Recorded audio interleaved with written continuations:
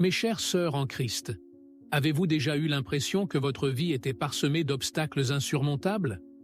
Que chaque épreuve semblait vous éloigner de votre but plutôt que de vous en rapprocher?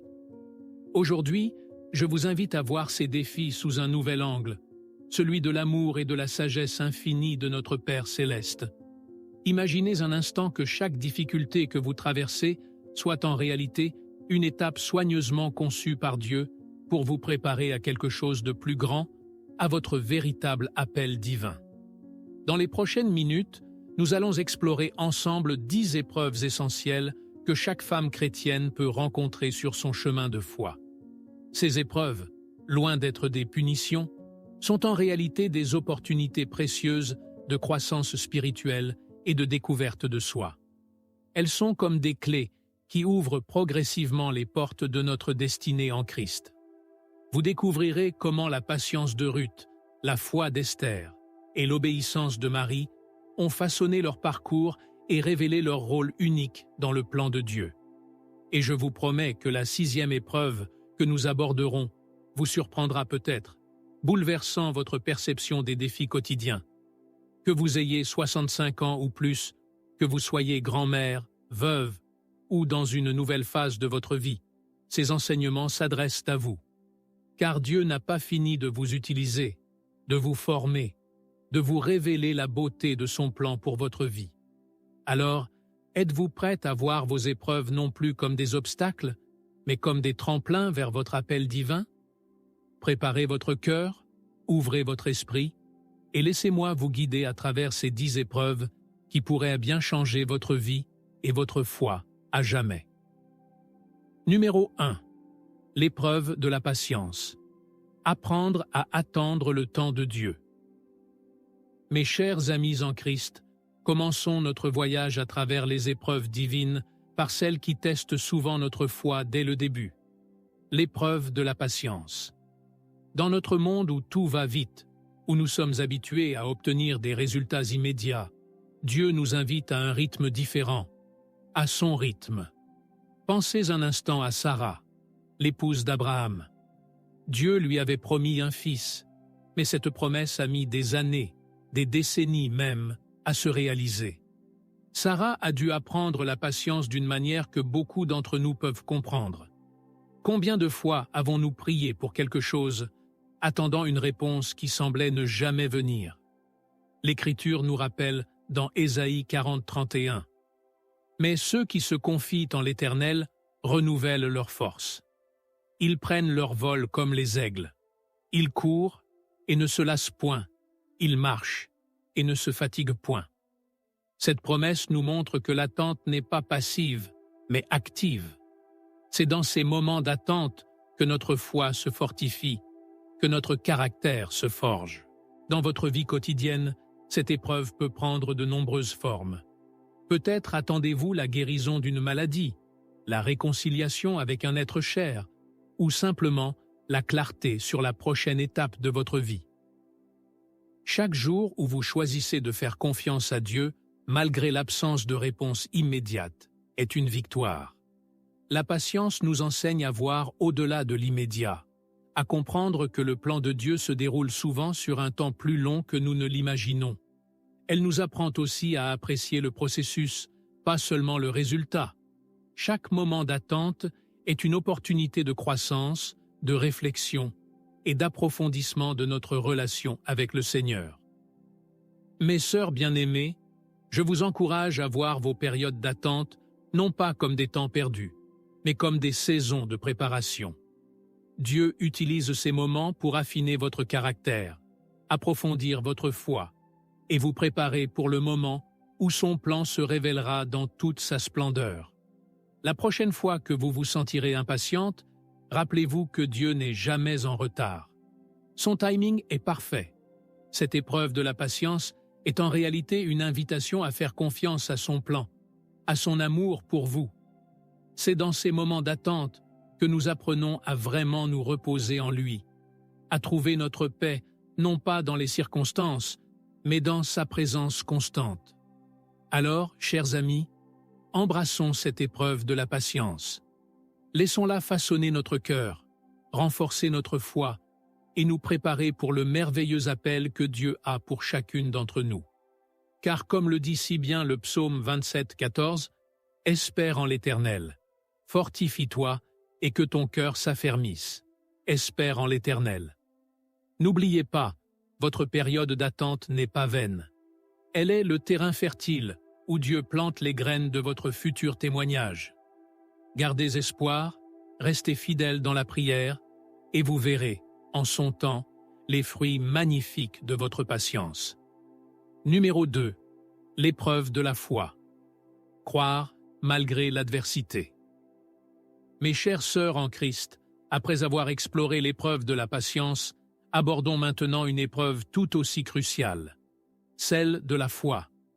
La foi, ce pilier central de notre vie chrétienne, est souvent mise à l'épreuve dans les moments les plus difficiles de notre existence. Rappelons-nous les paroles de l'apôtre Pierre dans sa première épître.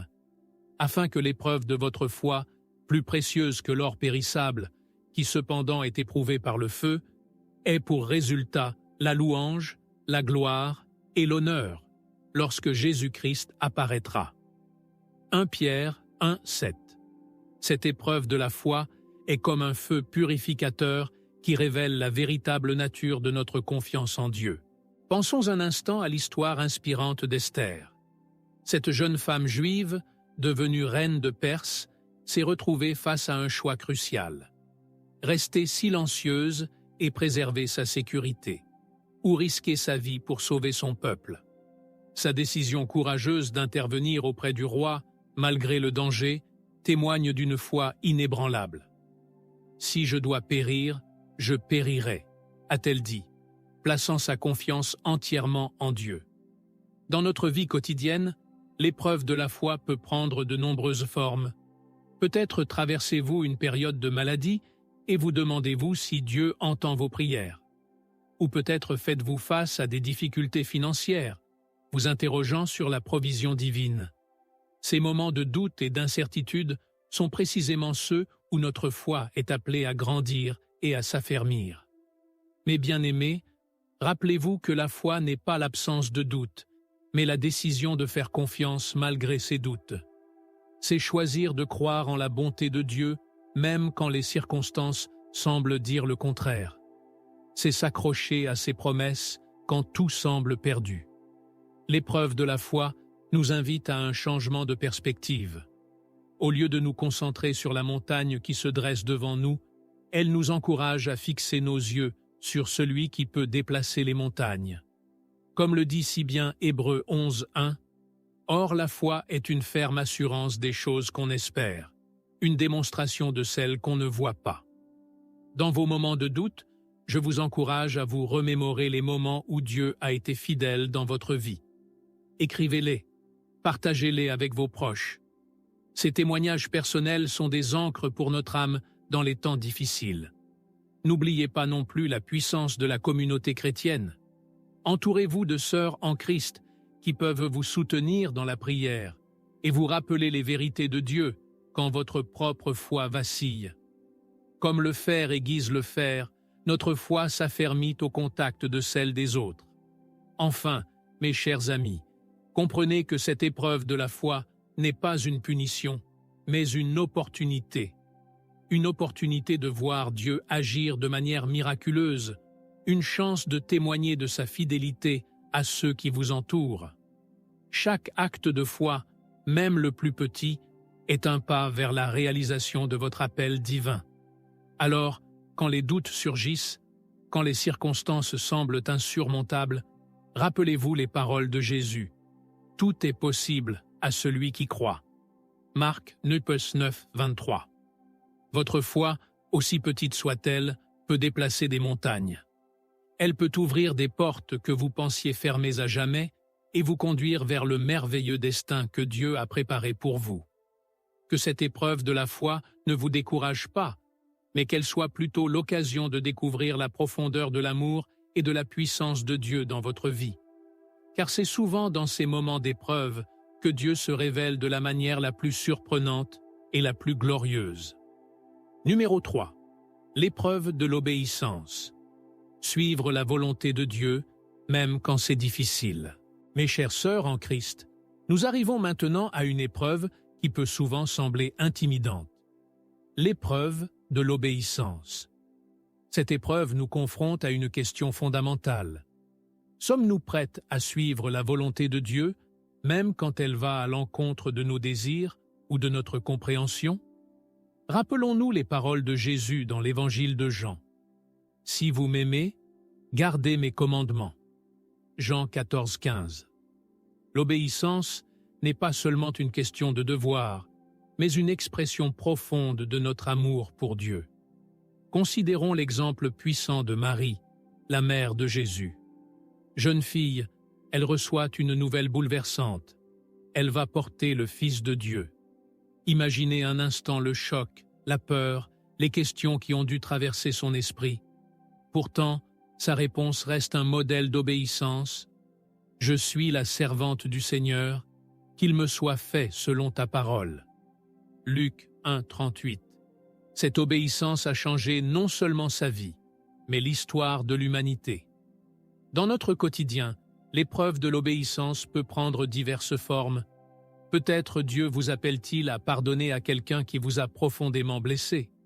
Ou peut-être vous demande-t-il de renoncer à quelque chose que vous chérissez pour le suivre plus pleinement. Ces moments de choix sont cruciaux dans notre cheminement spirituel. Mes bien-aimés, l'obéissance à Dieu n'est pas toujours facile, mais elle est toujours bénéfique. Comme le dit le livre des Proverbes, « Confie-toi en l'Éternel de tout ton cœur, et ne t'appuie pas sur ta sagesse. Reconnais-le dans toutes tes voies, et il aplanira tes sentiers. » Proverbes 3, 5, 6. L'obéissance nous invite à faire confiance à la sagesse de Dieu plutôt qu'à la nôtre. Il est important de comprendre que l'obéissance à Dieu n'est pas aveugle. Elle découle d'une relation intime avec lui, d'une compréhension profonde de son caractère et de son amour pour nous. Plus nous passons de temps en sa présence, plus il devient naturel de lui obéir, car nous reconnaissons que ses voies sont meilleures que les nôtres. Dans vos moments de doute face à l'obéissance, je vous encourage à vous poser cette question. Est-ce que je fais plus confiance à mes propres plans ou à ceux de Dieu? Rappelez-vous que celui qui vous demande d'obéir est le même qui a créé l'univers et qui connaît chaque détail de votre vie. N'oubliez pas non plus que l'obéissance est souvent un processus. Il y aura des moments où vous trébucherez, où vous hésiterez, c'est normal. L'important est de continuer à avancer, à chercher la volonté de Dieu et à y répondre avec un cœur ouvert. Enfin, mes chers amis, comprenez que l'obéissance est une clé puissante pour découvrir votre appel divin. C'est souvent en obéissant aux petites choses que Dieu nous révèle de plus grandes. Chaque acte d'obéissance est un pas vers la réalisation du plan merveilleux qu'il a pour votre vie. Alors, quand vous vous trouvez face à un choix difficile, quand la voix de Dieu vous appelle à faire quelque chose qui semble au-delà de vos forces, rappelez-vous les paroles de Jésus. « Mon joug est doux et mon fardeau léger. » Matthieu 11, 30. L'obéissance à Dieu peut sembler un fardeau, mais en réalité, elle nous libère. Elle nous permet d'expérimenter la paix et la joie qui viennent de vivre en harmonie avec la volonté divine. Que cette épreuve de l'obéissance ne vous effraie pas, mais qu'elle soit plutôt une opportunité de démontrer votre amour pour Dieu et de découvrir la profondeur de sa fidélité. Car c'est souvent dans ces moments d'obéissance que nous voyons Dieu agir de la manière la plus puissante et la plus transformatrice dans nos vies. Numéro 4. L'épreuve de l'intégrité. Restez fidèles à ses valeurs chrétiennes. Mes chères sœurs en Christ, nous abordons maintenant une épreuve qui touche au cœur même de notre témoignage chrétien, l'épreuve de l'intégrité. Dans un monde où les compromis sont souvent la norme, Dieu nous appelle à rester fidèles à nos valeurs chrétiennes, même quand cela semble difficile ou désavantageux. Rappelons-nous les paroles du psaume 15, 1-2. « Éternel, qui séjournera dans ta tente? Qui demeurera sur ta montagne sainte? Celui qui marche dans l'intégrité, qui pratique la justice et qui dit la vérité selon son cœur. » L'intégrité n'est pas seulement une qualité admirée par les hommes, elle est une exigence divine pour ceux qui veulent vivre en communion étroite avec Dieu. Considérons l'exemple inspirant de Daniel dans l'Ancien Testament. Exilé à Babylone, Daniel s'est trouvé dans une position d'influence à la cour du roi. Malgré les pressions et les tentations de compromettre sa foi, il est resté fidèle à ses convictions, allant jusqu'à risquer sa vie plutôt que de renier son Dieu. Son intégrité inébranlable a non seulement préservé sa vie, mais a aussi conduit le roi à reconnaître la puissance du Dieu d'Israël. Dans notre vie quotidienne, l'épreuve de l'intégrité peut se manifester de diverses manières. Peut-être êtes-vous tenté de dire un petit mensonge pour éviter une situation embarrassante. Ou peut-être vous sentez-vous poussé à faire des compromis sur vos principes chrétiens pour être accepté dans certains cercles sociaux. Ces moments de choix, apparemment insignifiants, sont en réalité cruciaux pour façonner notre caractère et notre témoignage. Mais bien-aimés, l'intégrité n'est pas toujours la voie la plus facile, mais c'est toujours la plus gratifiante à long terme. Comme le dit le livre des Proverbes, « Mieux vaut le pauvre qui marche dans son intégrité que l'homme aux lèvres perverses et qui est un insensé. » Proverbe 19:1. L'intégrité nous apporte une paix intérieure et une assurance que rien d'autre ne peut égaler. Il est important de comprendre que l'intégrité n'est pas une question de perfection, mais de cohérence.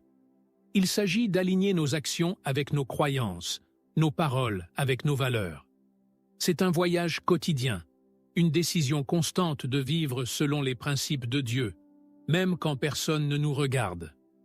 Dans vos moments de tentation, je vous encourage à vous poser cette question. Comment puis-je honorer Dieu dans cette situation? Rappelez-vous que chaque choix d'intégrité, aussi petit soit-il, est un témoignage puissant de votre foi et de votre amour pour Christ. N'oubliez pas non plus que l'intégrité est contagieuse. Votre exemple de fidélité aux valeurs chrétiennes peut inspirer vos enfants, vos petits-enfants, vos amis et même des étrangers. Vous ne savez jamais qui peut être touché par votre témoignage silencieux mais puissant. Enfin, mes chers amis, comprenez que l'intégrité est une clé essentielle pour découvrir et vivre votre appel divin. Dieu cherche des cœurs fidèles à qui il peut confier ses plans et ses bénédictions. Comme le dit 2 Chroniques 16:9, « Car l'Éternel étend ses regards sur toute la terre, pour soutenir ceux dont le cœur est tout entier à lui. » Alors, quand vous vous trouvez face à un dilemme éthique, quand la tentation de compromettre vos valeurs se fait sentir, rappelez-vous les paroles de l'apôtre Paul. « Au reste, frères, que tout ce qui est vrai, tout ce qui est honorable, tout ce qui est juste, tout ce qui est pur, tout ce qui est aimable, tout ce qui mérite l'approbation, ce qui est vertueux et digne de louange, soit l'objet de vos pensées. » Philippiens 4:8. Que cette épreuve de l'intégrité ne vous décourage pas, mais qu'elle soit plutôt une opportunité de briller pour Christ dans un monde qui a désespérément besoin de lumière. Car c'est souvent à travers notre intégrité que Dieu choisit de révéler sa gloire et d'attirer les autres à lui. Numéro 5. L'épreuve de l'humilité. Reconnaître sa dépendance à Dieu. Mes chères sœurs en Christ, nous arrivons maintenant à une épreuve qui touche au cœur même de notre relation avec Dieu, l'épreuve de l'humilité. Dans un monde qui valorise souvent l'autosuffisance et la réussite personnelle, Dieu nous appelle à une attitude radicalement différente, celle de reconnaître notre totale dépendance envers lui. Rappelons-nous les paroles de Jacques 4:6. Mais il accorde une grâce plus excellente. C'est pourquoi l'Écriture dit « Dieu résiste aux orgueilleux, mais il fait grâce aux humbles. » L'humilité n'est pas une faiblesse, mais une force qui nous ouvre à la grâce abondante de Dieu. Pensons à l'exemple puissant de Marie, la mère de Jésus, dont nous avons déjà parlé.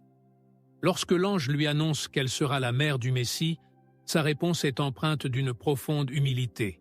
« Je suis la servante du Seigneur, qu'il me soit fait selon ta parole. » Luc 1:38. Marie reconnaît que ce grand honneur ne vient pas d'elle-même, mais de Dieu seul. Dans notre vie quotidienne, l'épreuve de l'humilité peut se manifester de diverses manières.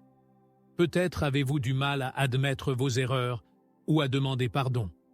Ou peut-être vous sentez-vous tenté de vous vanter de vos réussites, oubliant que tout bon don vient d'en haut. Ces moments sont des invitations à cultiver l'humilité et à reconnaître notre dépendance à Dieu. Mes bien-aimés, l'humilité n'est pas une dévalorisation de soi, mais une juste estimation de qui nous sommes en Christ. Comme le dit l'apôtre Paul, « Car par la grâce qui m'a été donnée, je dis à chacun de vous de n'avoir pas de lui-même une trop haute opinion, mais de revêtir des sentiments modestes, selon la mesure de foi que Dieu a départie à chacun. » Romains 12, 3. Il est important de comprendre que l'humilité est un chemin de liberté. En reconnaissant notre dépendance à Dieu, nous nous libérons du fardeau de devoir tout contrôler et tout réussir par nous-mêmes. L'humilité nous permet de nous reposer dans la force et la sagesse de Dieu, plutôt que de compter uniquement sur nos propres capacités limitées. Dans vos moments de tentation à l'orgueil, je vous encourage à vous poser cette question. Qu'ai-je que je n'ai reçu? 1 Corinthiens 4, 7. Rappelez-vous que chaque don, chaque talent, chaque opportunité vient de Dieu. Cette perspective nous aide à rester humbles et reconnaissants. N'oubliez pas non plus que l'humilité est la clé d'une croissance spirituelle continue. C'est lorsque nous reconnaissons nos limites et nos besoins que nous sommes le plus ouverts à l'enseignement et à la transformation que Dieu veut opérer en nous. Enfin, mes chers amis, comprenez que l'humilité est essentielle pour découvrir et vivre votre appel divin. Dieu résiste aux orgueilleux, mais il élève les humbles. Comme le dit 1 Pierre 5, 6. Humiliez-vous donc sous la puissante main de Dieu, afin qu'il vous élève au temps convenable. Alors, quand vous vous sentez tenté de vous enorgueillir ou de vous comparer aux autres, rappelez-vous les paroles de Jésus. Car quiconque s'élève sera abaissé, et quiconque s'abaisse sera élevé. Luc 14, 11. L'humilité nous place dans la position parfaite pour recevoir les bénédictions et la direction de Dieu. Que cette épreuve de l'humilité ne vous effraie pas, mais qu'elle soit plutôt une opportunité de vous rapprocher de Dieu et de dépendre plus pleinement de sa grâce. Car c'est souvent dans notre faiblesse reconnue que la force de Dieu se manifeste le plus puissamment. Souvenez-vous, mes sœurs bien-aimées, que l'humilité est le chemin vers la grandeur dans le royaume de Dieu. En embrassant cette vertu, vous ouvrez la porte à une intimité plus profonde avec le Seigneur et à une vie d'influence positive sur ceux qui vous entourent. Numéro 6. L'épreuve surprenante du pardon. Libérez son cœur pour accueillir l'amour divin. Mes chères sœurs en Christ, nous arrivons maintenant à l'épreuve qui, comme promis, pourrait vous surprendre. L'épreuve du pardon. Cette épreuve est peut-être l'une des plus difficiles, mais aussi l'une des plus transformatrices dans notre cheminement spirituel. Jésus lui-même a mis l'accent sur l'importance du pardon dans la prière qu'il nous a enseignée. Pardonne-nous nos offenses, comme nous aussi nous pardonnons à ceux qui nous ont offensés. Matthieu 6, 12. Ce verset souligne le lien inextricable entre notre capacité à pardonner et notre propre expérience du pardon divin. Pensons à l'histoire poignante de Joseph dans l'Ancien Testament. Vendu comme esclave par ses propres frères, emprisonné injustement, il aurait eu toutes les raisons de nourrir de la rancœur. Pourtant, lorsqu'il se retrouve face à ses frères des années plus tard, il choisit le pardon. Il déclare « Vous aviez médité de me faire du mal. Dieu l'a changé en bien. » Genèse 50, 20. Ce choix de pardonner a non seulement libéré Joseph, mais a aussi sauvé sa famille et tout un peuple. Dans notre vie quotidienne, l'épreuve du pardon peut prendre de nombreuses formes. Peut-être avez-vous été profondément blessé par un membre de votre famille, trahi par un ami proche ou injustement traité au travail. Ces blessures, si elles ne sont pas pardonnées, peuvent devenir des prisons émotionnelles qui nous empêchent d'avancer et de vivre pleinement notre appel en Christ. Mes bien-aimés, le pardon n'est pas une négation de la douleur ou une excuse pour le mal qui a été fait. C'est un acte de foi et d'obéissance à Dieu qui nous libère du poids de la rancœur et de l'amertume. Comme le dit Colossiens 3,13, « Supportez-vous les uns les autres, et, si l'un a sujet de se plaindre de l'autre, pardonnez-vous réciproquement.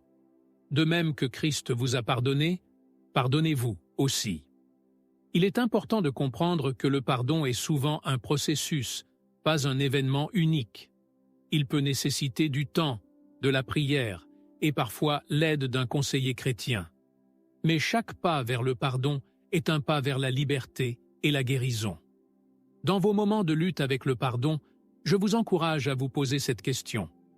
Est-ce que je veux être lié par cette offense ou libéré par le pardon?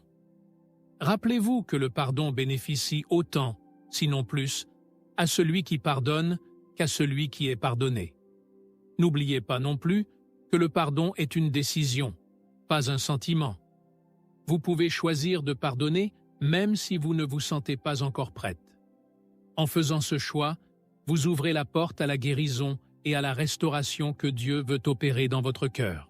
Enfin, mes chers amis, comprenez que le pardon est une clé essentielle pour découvrir et vivre pleinement votre appel divin.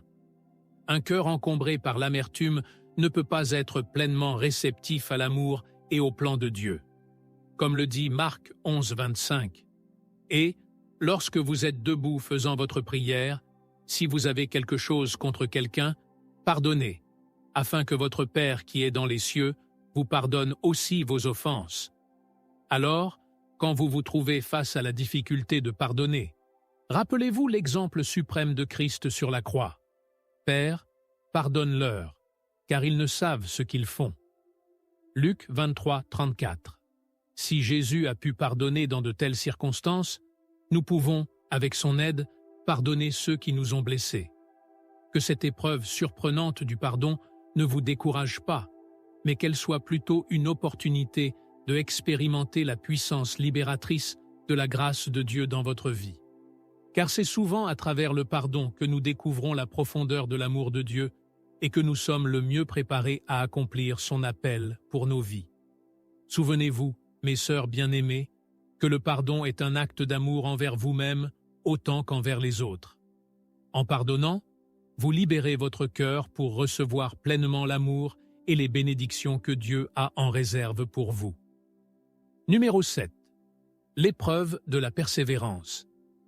Maintenir sa foi dans les moments difficiles. Mes chères sœurs en Christ, nous abordons maintenant une épreuve qui demande une force intérieure particulière. L'épreuve de la persévérance. Dans un monde où l'instant est roi et où les difficultés peuvent rapidement nous décourager, Dieu nous appelle à une foi qui dure, qui persiste, malgré les obstacles. Rappelons-nous les paroles encourageantes de l'apôtre Paul dans Romains 5, 3, 4. Bien plus, nous nous glorifions même des afflictions, sachant que l'affliction produit la persévérance la victoire dans l'épreuve, et cette victoire, l'espérance.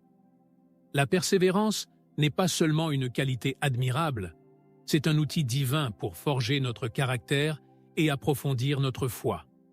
Pensons à l'exemple inspirant de Job. Cet homme de Dieu a tout perdu, sa richesse, sa santé, ses enfants. Pourtant, au cœur de sa souffrance, il déclare « Même s'il me tuait, je continuerai à espérer en lui ». Job 13, 15. Cette persévérance inébranlable dans la foi, malgré des circonstances désespérées, a non seulement restauré Job, mais a aussi laissé un témoignage puissant pour des générations. Dans notre vie quotidienne, l'épreuve de la persévérance peut prendre de nombreuses formes. Peut-être luttez-vous contre une maladie chronique qui semble ne jamais s'améliorer. Ou peut-être priez-vous depuis des années pour la conversion d'un être cher sans voir de changement. Ces situations qui s'éternisent peuvent mettre notre foi à rude épreuve. Mais bien aimés, la persévérance n'est pas une simple endurance passive. C'est une décision active de continuer à avancer, à croire, à espérer, même quand tout semble aller contre nous. Comme le dit Jacques 1,12, « Heureux l'homme qui supporte patiemment la tentation, car, après avoir été éprouvé, il recevra la couronne de vie que Dieu a promise à ceux qui l'aiment. » Il est important de comprendre que la persévérance se construit jour après jour, choix après choix. Chaque fois que vous choisissez de prier malgré le silence apparent de Dieu, chaque fois que vous décidez de faire confiance malgré les circonstances contraires, vous renforcez votre muscle spirituel de la persévérance. Dans vos moments de découragement, je vous encourage à vous poser cette question. Qu'est-ce que Dieu pourrait être en train de faire en moi à travers cette épreuve? Rappelez-vous que Dieu utilise souvent nos périodes d'attente et de difficulté pour façonner notre caractère et nous préparer à de plus grandes bénédictions. N'oubliez pas non plus l'importance de la communauté dans la persévérance.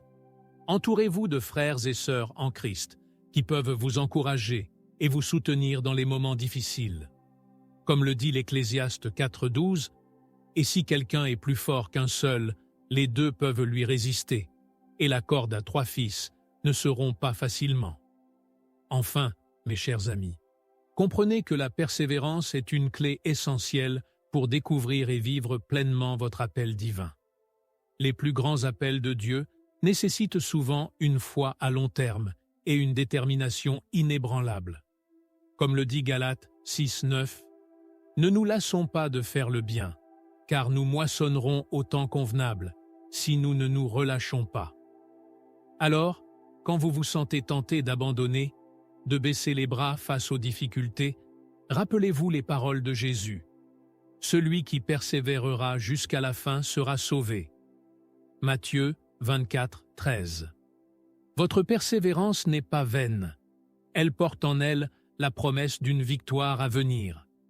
Que cette épreuve de la persévérance ne vous décourage pas, mais qu'elle soit plutôt une opportunité de démontrer la profondeur de votre foi et de votre amour pour Dieu.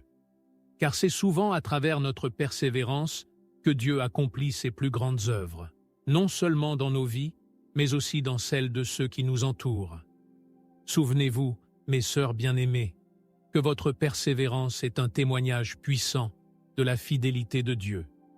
En continuant à avancer malgré les obstacles, vous montrez au monde la réalité d'un Dieu qui soutient, qui fortifie et qui n'abandonne jamais les siens. Numéro 8. L'épreuve du sens. Découvrir le but de Dieu pour sa vie. Mes chères sœurs en Christ, nous abordons maintenant une épreuve qui touche à l'essence même de notre existence. L'épreuve du sens. Dans un monde où beaucoup se sentent perdus et sans direction, Dieu nous appelle à découvrir et à vivre le but unique qu'il a pour chacune de nos vies. Rappelons-nous les paroles rassurantes de Jérémie 29,11. « Car je connais les projets que j'ai formés sur vous, dit l'Éternel, projets de paix et non de malheur, afin de vous donner un avenir et de l'espérance. » Cette promesse nous assure que Dieu a un plan spécifique et bienveillant pour chacune d'entre nous. Pensons à l'exemple d'Esther dans l'Ancien Testament. Cette jeune femme juive est devenue reine de Perse dans des circonstances inattendues. Lorsque son peuple est menacé, son oncle Mardoché lui rappelle « Qui sait si ce n'est pas pour un temps comme celui-ci que tu es parvenu à la royauté ?» Esther 4,14. Esther a dû discerner et embrasser son appel divin dans un moment critique. Dans notre vie quotidienne, l'épreuve du sens peut se manifester de diverses manières. Peut-être vous sentez-vous perdu après la retraite, vous demandant quelle est votre utilité maintenant. Ou peut-être traversez-vous une période de transition, incertaine de la direction que Dieu veut que vous preniez. Ces moments de questionnement sont en réalité des invitations à approfondir notre recherche du dessein de Dieu. Mes bien-aimés, découvrir le sens de notre vie n'est pas toujours un processus facile ou rapide. C'est souvent un cheminement qui se dévoile progressivement, à mesure que nous marchons fidèlement avec Dieu. Comme le dit Proverbe 3, 5, 6. « Confie-toi en l'Éternel de tout ton cœur et ne t'appuie pas sur ta sagesse. Reconnais-le dans toutes tes voies, et il aplanira tes sentiers. » Il est important de comprendre que notre but en Dieu n'est pas nécessairement lié à un grand ministère ou à une reconnaissance publique. Il peut s'exprimer dans les actes quotidiens d'amour, de service et de témoignage dans notre sphère d'influence immédiate. Comme le dit 1 Corinthiens 10, 31, « Soit donc que vous mangiez, soit que vous buviez, soit que vous fassiez quelque autre chose, faites tout pour la gloire de Dieu. » Dans vos moments de doute sur votre but, je vous encourage à vous poser ces questions. Quels sont les dons et les passions que Dieu m'a donnés? Comment puis-je les utiliser pour servir les autres et glorifier Dieu? Rappelez-vous que votre appel unique est souvent à l'intersection de vos talents, de vos passions et des besoins autour de vous. N'oubliez pas non plus l'importance de la prière et de l'écoute de Dieu dans cette quête de sens. Passez du temps en sa présence, méditez sa parole et soyez attentive aux portes qu'il ouvre et aux impressions qu'il met sur votre cœur. Enfin, mes chers amis, comprenez que la découverte de votre but en Dieu est un voyage continu. Il peut évoluer avec les différentes saisons de votre vie. L'important est de rester ouvertes et flexibles à la direction de Dieu. Comme le dit Philippiens 1,6, « Je suis persuadé que celui qui a commencé en vous cette bonne œuvre la rendra parfaite pour le jour de Jésus-Christ. » Alors, quand vous vous sentez perdu ou sans but, rappelez-vous les paroles du psaume 138,8. « L'Éternel achèvera ce qui me concerne. » Votre vie a un sens profond et éternel aux yeux de Dieu, même si vous ne le voyez pas toujours clairement. Que cette épreuve du sens ne vous décourage pas, mais qu'elle soit plutôt une aventure passionnante de découverte et de croissance spirituelle. Car c'est souvent dans cette quête de notre but divin que nous découvrons les trésors les plus profonds de notre relation avec Dieu et que nous expérimentons la joie de vivre en accord avec son plan parfait. Souvenez-vous, mes sœurs bien-aimées, que vous êtes uniques et précieuses aux yeux de Dieu. Votre vie a un but, et en le cherchant fidèlement, vous trouverez non seulement votre place dans le plan de Dieu, mais vous inspirerez aussi les autres à faire de même. Numéro 9. L'épreuve de l'amour inconditionnel. Aimer comme Christ nous a aimés. Mes chères sœurs en Christ, nous arrivons maintenant à une épreuve qui touche l'essence même de notre foi. L'épreuve de l'amour inconditionnel. Dans un monde souvent marqué par l'égoïsme et la division, Dieu nous appelle à un amour qui transcende les limites humaines, un amour qui reflète celui de Christ pour nous. Rappelons-nous les paroles de Jésus dans Jean 13, 34-35. « Je vous donne un commandement nouveau. Aimez-vous les uns les autres. Comme je vous ai aimé, vous aussi, aimez-vous les uns les autres. À ceci tous connaîtront que vous êtes mes disciples, si vous avez de l'amour les uns pour les autres. » Cet amour inconditionnel est la marque distinctive des disciples de Christ. Pensons à l'exemple puissant de Jésus lui-même. Sur la croix, face à ceux qui le crucifiaient, il a dit « Père, pardonne-leur, car ils ne savent ce qu'ils font. » Luc 23, 34. Cet acte d'amour suprême envers ceux qui lui faisèrent du mal illustre parfaitement l'amour inconditionnel auquel nous sommes appelés. Dans notre vie quotidienne, l'épreuve de l'amour inconditionnel peut se manifester de diverses manières. Peut-être êtes-vous appelé à aimer un membre de la famille qui vous a profondément blessé. Ou peut-être devez-vous montrer de la compassion envers un voisin difficile. Ces situations mettent à l'épreuve notre capacité à aimer sans condition. Mais bien aimés, l'amour inconditionnel n'est pas un sentiment, mais un choix. C'est une décision que nous prenons, souvent en dépit de nos émotions. Comme le dit 1 Corinthiens 13, 4, 7. « L'amour est patient, il est plein de bonté. L'amour n'est point envieux, l'amour ne se vante point, il ne s'enfle point d'orgueil, il ne fait rien de malhonnête, il ne cherche point son intérêt, il ne s'irrite point, il ne soupçonne point le mal, il ne se réjouit point de l'injustice, mais il se réjouit de la vérité. Il excuse tout, il croit tout, il espère tout, il supporte tout. » Il est important de comprendre que l'amour inconditionnel ne signifie pas accepter ou approuver des comportements nuisibles. Il s'agit plutôt de voir chaque personne comme Dieu la voit, une âme précieuse pour laquelle Christ est mort. Cela implique de séparer l'acte de la personne, en aimant la personne tout en désapprouvant peut-être ses actions. Dans vos moments de difficulté à aimer, je vous encourage à vous poser cette question. Comment Jésus aimerait-il dans cette situation? Rappelez-vous que l'amour de Dieu pour nous n'est pas basé sur notre mérite, mais sur sa nature aimante. Nous sommes appelés à refléter cet amour inconditionnel. N'oubliez pas non plus que l'amour inconditionnel nécessite souvent la force de Dieu.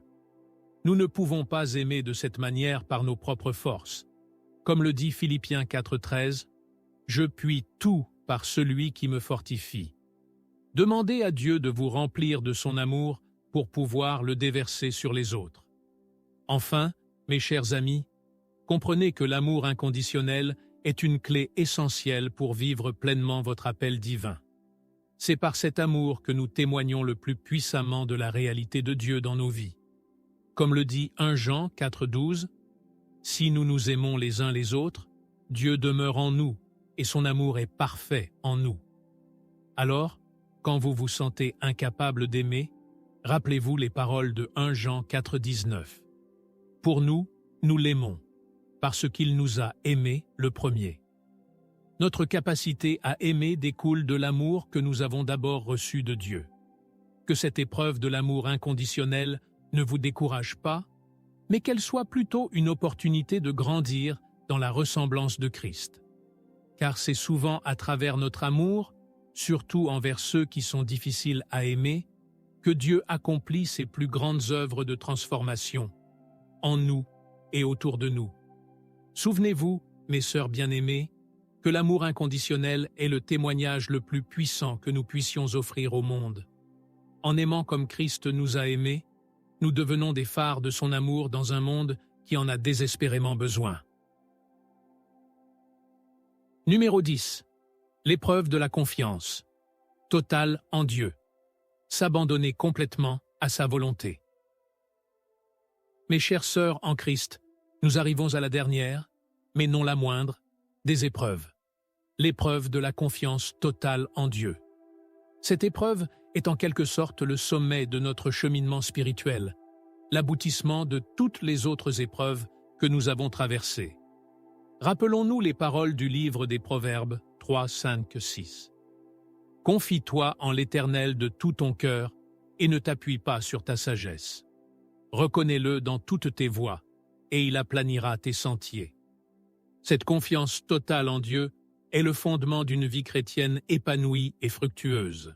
Pensons à l'exemple inspirant d'Abraham. Dieu lui a demandé de quitter sa patrie pour aller vers un pays inconnu, puis plus tard, de sacrifier son fils unique, Isaac. À chaque fois, Abraham a fait preuve d'une confiance inébranlable en Dieu, obéissant sans hésitation. Cette confiance lui a valu d'être appelé l'ami de Dieu et le père de la foi. Dans notre vie quotidienne, l'épreuve de la confiance totale en Dieu peut se manifester de diverses manières. Peut-être êtes-vous face à une décision importante et vous ne voyez pas clairement le chemin à suivre. Ou peut-être traversez-vous une période difficile où tout semble s'effondrer autour de vous. Ces moments sont des invitations à abandonner notre contrôle et à faire entièrement confiance à Dieu. Mes bien-aimés, la confiance totale en Dieu n'est pas une absence de questionnement ou de doute, mais une décision de s'appuyer sur Dieu malgré ses doutes. C'est choisir de croire que, comme le dit Romains 8, 28, « Toutes choses concourent au bien de ceux qui aiment Dieu, de ceux qui sont appelés selon son dessein. » Il est important de comprendre que cette confiance se construit au fil du temps, à travers nos expériences avec Dieu. Chaque fois que nous lui faisons confiance et que nous le voyons agir, notre foi grandit. Comme le dit le psaume 9, 11, « Ceux qui connaissent ton nom se confient en toi, car tu n'abandonnes pas ceux qui te cherchent, ô Éternel. » Dans vos moments de doute ou de peur, je vous encourage à vous remémorer les moments où Dieu a été fidèle dans votre vie. Tenez un journal de ces pierres de souvenirs, comme les Israélites l'ont fait après avoir traversé le Jourdain, pour vous rappeler la fidélité de Dieu dans les moments difficiles. N'oubliez pas non plus que la confiance en Dieu se nourrit de sa parole. Plongez-vous dans les Écritures, méditez ses promesses. Comme le dit Romains 10:17, « Ainsi la foi vient de ce qu'on entend, et ce qu'on entend vient de la parole de Christ. » Enfin, mes chers amis, comprenez que cette confiance totale en Dieu est la clé pour vivre pleinement votre appel divin. C'est en lui faisant entièrement confiance que nous pouvons prendre les pas de foi nécessaires pour accomplir ce qu'il a prévu pour nous. Comme le dit Éphésiens 3:20, « Or, à celui qui peut faire, par la puissance qui agit en nous, infiniment au-delà de tout ce que nous demandons ou pensons. » Alors, quand vous vous sentez submergé par les circonstances, rappelez-vous les paroles de Jésus dans Jean 14:1. « Que votre cœur ne se trouble point. Croyez en Dieu et croyez en moi. » Votre confiance en Dieu est votre ancre dans les tempêtes de la vie. Que cette épreuve de la confiance totale en Dieu ne vous effraie pas, mais qu'elle soit plutôt une invitation à une intimité plus profonde avec lui. Car c'est dans cet abandon total que nous expérimentons la paix qui surpasse toute intelligence et que nous découvrons la plénitude de la vie en Christ. Souvenez-vous, mes sœurs bien-aimées, que faire confiance à Dieu n'est pas un saut dans l'inconnu, mais un pas dans les bras aimants de notre Père céleste. En lui faisant totalement confiance, vous ouvrez la porte à des bénédictions et à des opportunités que vous n'auriez jamais imaginées. Et maintenant, pour conclure notre voyage à travers ces 10 épreuves, prenons un moment pour prier ensemble. Père céleste, nous te remercions pour ces épreuves qui, bien que difficiles, nous rapprochent de toi et révèlent notre appel divin. Aide-nous à persévérer dans la patience, à grandir dans la foi, à obéir avec courage, à maintenir notre intégrité, à cultiver l'humilité, à pardonner comme tu nous as pardonné, à persévérer dans l'adversité, à chercher le sens que tu as pour nos vies, à aimer inconditionnellement et à te faire totalement confiance. Seigneur, nous reconnaissons que nous ne pouvons pas traverser ces épreuves par nos propres forces. Nous avons besoin de ta grâce, de ta sagesse et de ta puissance. Remplis-nous de ton Esprit Saint et guide-nous dans chaque pas de notre vie. Que notre témoignage à travers ces épreuves soit une lumière pour ceux qui nous entourent, les attirant vers toi. Que nos vies reflètent ta gloire et ta bonté, même dans les moments les plus difficiles. Nous te confions nos vies, nos rêves, nos craintes et nos espoirs. Que ta volonté soit faite en nous et à travers nous. Au nom de Jésus. Amen. Mes chères sœurs, n'oubliez pas que ce voyage spirituel ne s'arrête pas ici. Chaque jour est une nouvelle opportunité de grandir dans votre foi et de découvrir davantage votre appel divin. Continuez à chercher Dieu de tout votre cœur, à étudier sa parole et à partager son amour avec ceux qui vous entourent. Le prochain vidéo qui apparaît sur votre écran a été spécialement choisi pour vous. Il approfondira certains des thèmes que nous avons abordés aujourd'hui et vous aidera à continuer votre croissance spirituelle. N'hésitez pas à cliquer dessus pour poursuivre votre cheminement avec nous. Que la grâce de notre Seigneur Jésus-Christ, l'amour de Dieu le Père et la communion du Saint-Esprit soient avec vous toutes. Que Dieu vous bénisse abondamment et vous guide dans l'accomplissement de votre merveilleux appel divin. Au revoir et à bientôt pour de nouvelles réflexions spirituelles enrichissantes.